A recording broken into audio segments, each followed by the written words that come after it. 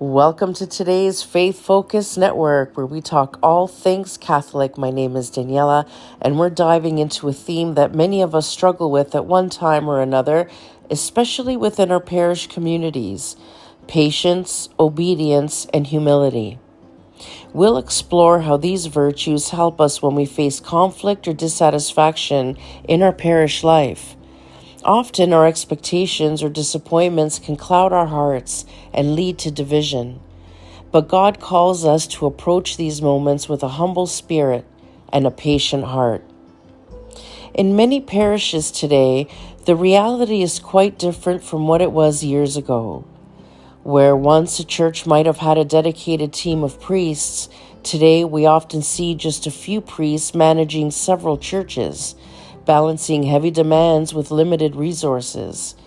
This situation is common in our communities, and it can be disheartening for those of us who remember what once was, or who wish for a more active parish life.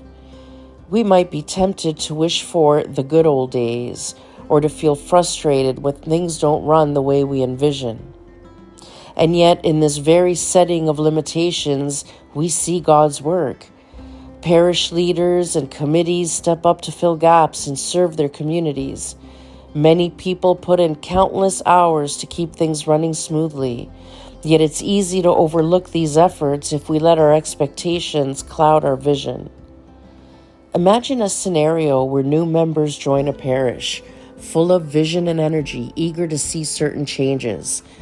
They have a strong sense of what they feel the church should be, and when things don't move as fast as they'd like, frustration builds. They may start to feel that no one cares, that leadership is weak, or that others don't share their values. As time goes on, if patience and humility don't temper these feelings, frustration can easily turn into something way more toxic: judgment, divisiveness, and eventually conflict. And this is a common struggle, but it's one that we as Christians are called to rise above. It's easy to demand change, to voice discontent, and even to look down on others for not doing enough. But what's harder, what's far more Christ-like, is to approach these situations with patience and humility.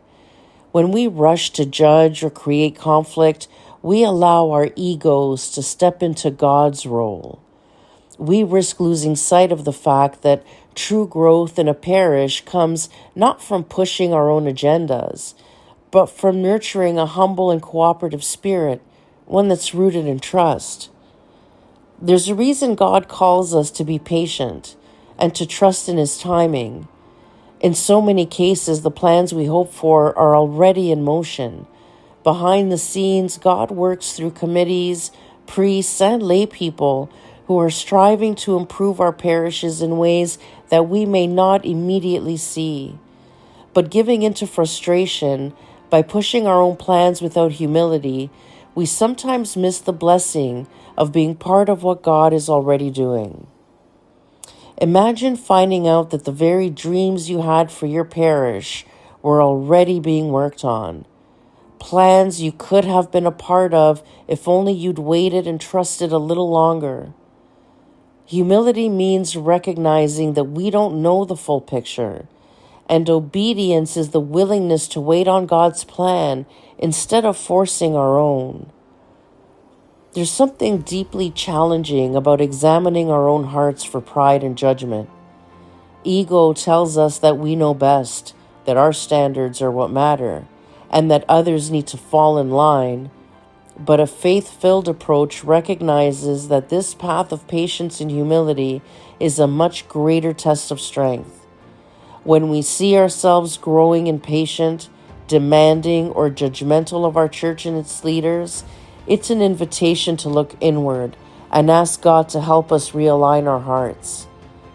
The devil thrives on discord, on ego, and on judgment. He delights in our frustrations and our impatience because they lead us away from the peace and unity God desires for His church. In contrast, humility and obedience call us to offer graciousness to our overextended clergy, to seek unity rather than division, and to trust in God's authority. Here are some tips for moving beyond ego when you're looking at parish life. First of all, pray for unity. When frustrations arise, turn to prayer rather than criticism. Ask God to bring unity to your parish and for the strength to be a peacemaker. And trust in your leadership. Recognize that parish leaders, even if they're imperfect, are doing their best under challenging circumstances. Give them the benefit of the doubt and support them as best as you can. And embrace humility. When your own desires or expectations aren't met, remember that it's okay to let go and let God work in His own timing. Humility is allowing God's plan to take precedence over our own. And be patient with the process. Change in the church often comes slowly, but that doesn't mean God isn't at work. Patience is trusting that God's timing is wiser than our own. As we close, I invite you to join me in prayer for strength, unity, and protection of our parish communities. Saint Michael the Archangel, defend us in battle.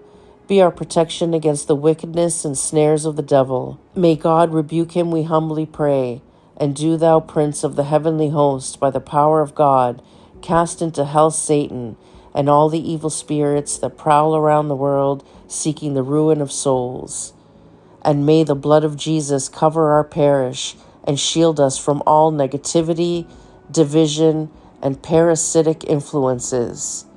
Keep all who are vulnerable safe from those who sow discord.